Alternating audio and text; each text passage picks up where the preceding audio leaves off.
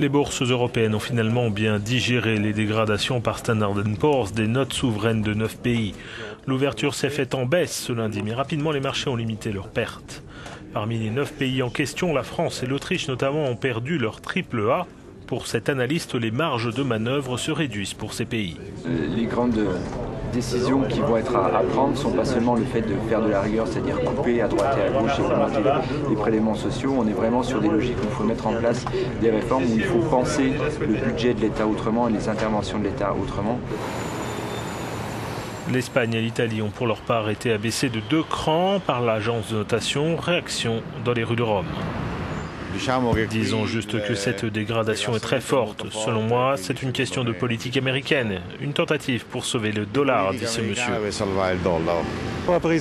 Il faut être prudent, ce sont de nouvelles indications. Il faut voir ce qui se passe vraiment dans chaque pays. Par exemple, l'Italie est une chose, la Grèce en est une autre. La Grèce dont le dossier est revenu sur le devant de la scène, ce qui rappelle que la crise de la dette dans la zone euro est bien loin d'être réglée.